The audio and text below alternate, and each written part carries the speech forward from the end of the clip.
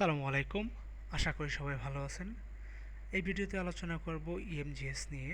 EMGS কী এবং EMGS এর কাজ কী এবং সেটা কিভাবে করে এবং ইএমজিএস এ কত পার্সেন্ট হলে আপনার অ্যাপ্লিকেশনটি কোন পর্যায়ে আছে সেটি বোঝা যাবে। সো প্রথমেই আলোচনা করা যাক ইএমজিএস নিয়ে। ইএমজিএস এর মিনিং হচ্ছে education Malaysia global services. So এই ইএমজিএস এর মাধ্যমেই মালয়েশিয়াতে যত স্টুডেন্ট পড়তে আসে তাদের অ্যাপ্লিকেশন করতে হয় বা আপনার প্রতিষ্ঠান অ্যাপ্লিকেশন করে তাদের ভিসার জন্য তাদের সমস্ত ডকুমেন্টস ইমিগ্রেশনে সেন্ড করে। সো ইএমজিএস এর মাধ্যমে সব কিছুর অ্যাপ্রুভাল আসে। সো ইএমজিএস চেক করার জন্য আপনাকে সিম্পলি একটা কাজ করতে হবে, সেটা হচ্ছে আপনার ফোন অথবা ল্যাপটপ অথবা কম্পিউটার থেকে সরাসরি যে কোনো একটি ব্রাউজারে চলে যেতে হবে। সো আপনি একটি ব্রাউজার ওপেন করার পর সেখানে দেখতে পাবেন, বা সরি, আপনি সেখানে সার্চ বারে লিখবেন ইএমজিএস লিখে আপনি সরাসরি ক্লিক করে ওয়েবসাইটে চলে যাবেন।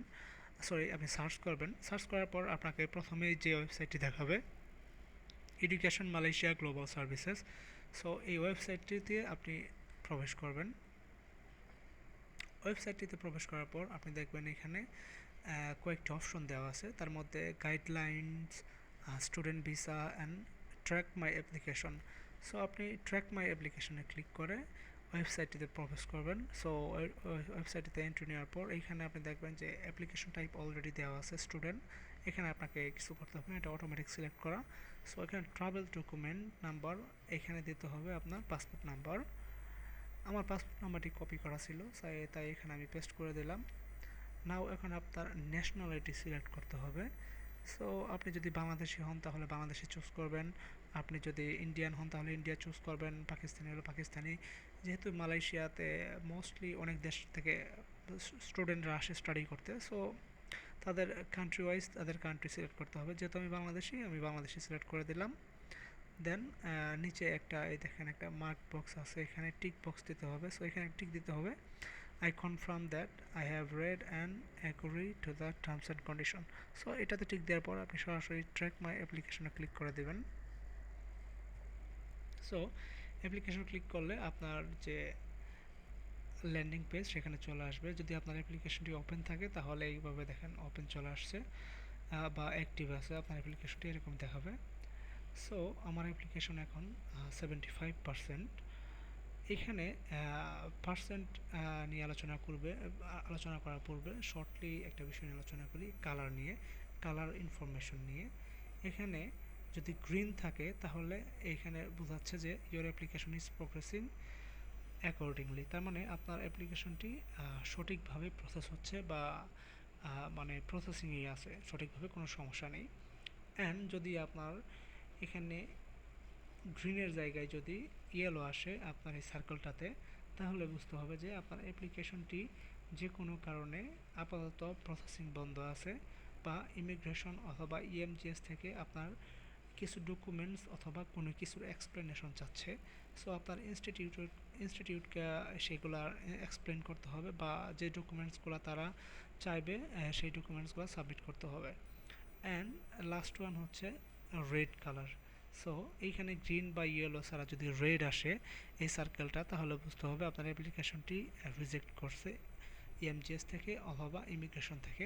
সো আপনার ইনস্টিটিউশনকে আপনার করতে হবে, ইএমজিএসে যোগাযোগ করতে হবে যে বা কী সমস্যার জন্য আপনার অ্যাপ্লিকেশনটি রিজেক্ট করছে। এবং মোস্টলি আপনার আপিল করলেই ঠিক হয়ে যায়, বাট মাঝে মধ্যে দুই একটা রিজেক্ট করে দেয়। তো যাই হোক, যখন এইটুকু আপনার এই কাজগুলো আপনার প্রতিষ্ঠানই করে দেবে। যদি তাদের কাছে সেই ডকুমেন্টসগুলো না থাকে তাহলে আপনার কাছে সেগুলো চাবে, সো আপনি দিয়ে দিবেন। এখন আসি পার্সেন্টের বিষয়তে। আমি যখন আমার অ্যাপ্লিকেশনটি যখন ওপেন করি ইএমজিএস, তখন সেটার পার্সেন্টেজ ছিল 5%। সো যখন আপনার অ্যাপ্লিকেশনটি ওপেন হবে এখানে আমার টোটাল হিস্ট্রি দেওয়া আছে, কখন কয় তারিখে কোন প্রসেস থেকে কোন প্রসেসে চলে গেছে। সো আপনাকেও সেগুলো দেখাই দিবে, বা এখানে যখন আপনি অ্যাপ্লাই করবেন পাসপোর্টে সার্চ দেওয়ার পর এখানে অ্যাপ্লিকেশন প্রসেস হিস্ট্রিতে আসলে আপনি দেখতে পারবেন কত তারিখে আপনার অ্যাপ্লিকেশনটি ওপেন হয়েছে বা এখন কোন পর্যায়ে আছে। তো যাই হোক, 5% হবে যখন আপনার অ্যাপ্লিকেশনটি জাস্ট ওপেন হবে ইএমজিএসের মাধ্যমে। তারপর আপনার প্রতিষ্ঠান বা আপনার ইনস্টিটিউশন যখন আপনার ডকুমেন্টসগুলো সাবমিট করে দেবে ইএমজিএসে, তখন সেটা 10%-এ চলে আসবে।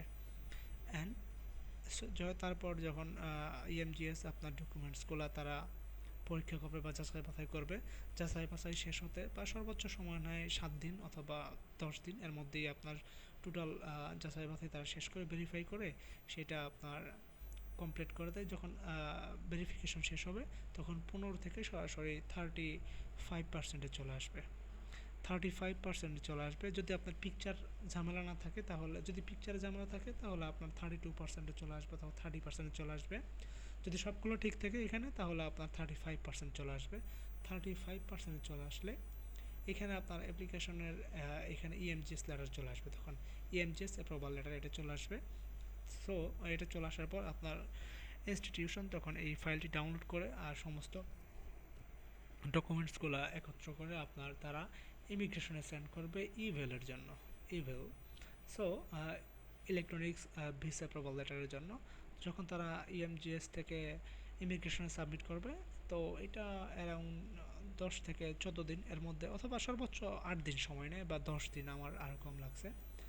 সো এটা যখন তারা অ্যাপ্রুভ করবে ইমিগ্রেশন থেকে, তখন তারা একটা ইমেল দিয়ে দেবে ইলেকট্রনিক্স ভিসা অ্যাপ্রুভাল লেটার, তখন আপনার এটা চলে আসবে 70%-এ চলে আসবে এখানে 35% থেকে। এই সার্কেলটা 75% হয়ে, সরি 70% হয়ে যাবে। অ্যান্ড দেন আপনাকে তখন ভিসার জন্য অ্যাপ্লাই করতে হবে। আপনি যে দেশে অবস্থিত আছেন, যেমন আপনি যদি বাংলাদেশে থাকেন তাহলে বাংলাদেশে যে মালয়েশিয়ান ইমিগ্রেশন আছে বা এম্বাসি আছে সেইখানে আপনাকে ভিসার জন্য অ্যাপ্লাই করতে হবে। অ্যান্ড ভিসা অ্যাপ্লাই করার পর সর্বোচ্চ 7 থেকে 14 দিনের মধ্যে তারা ভিসা আপনার অ্যাপ্রুভ করে বা ই ভিসা দিয়ে দেয়।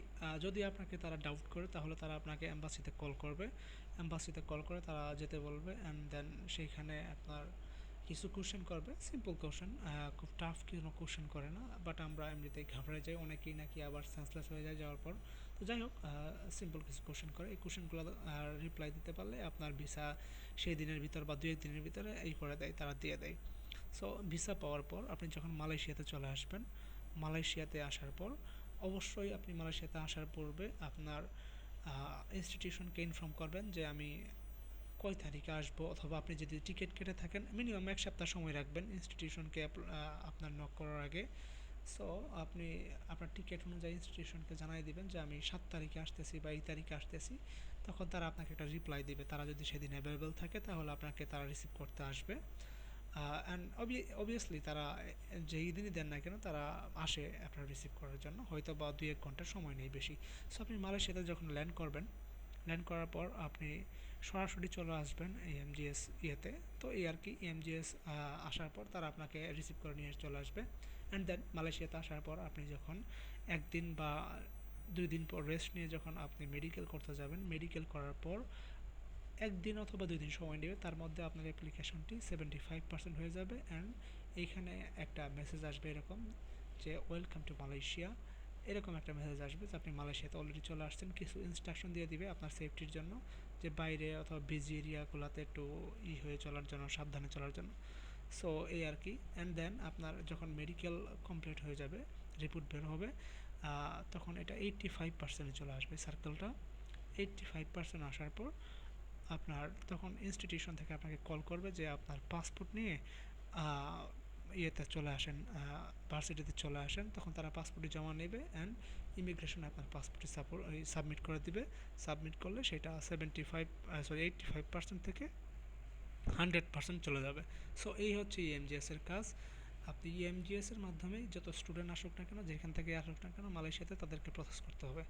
সো আজকের আলোচনা এই পর্যন্তই। আমি এই চ্যানেলে নিয়মিত মালয়েশিয়া স্টুডেন্টদের বিষয় নিয়ে ভিডিও আপলোড করব, এবং কি কি বিষয়ে স্টুডেন্টরা কি করতে পারে, তাদের এক্সপেরিয়েন্স কেমন বা তাদের প্রসেস কেমন, সমস্ত বিষয়গুলো আমি ধাপে ধাপে এই ভিডিওতে আলোচনা, সরি, এই চ্যানেলে ভিডিও আপলোড করে আলোচনা করব। সো সবাই ভালো থাকুন, সুস্থ থাকুন, আসসালামু আলাইকুম।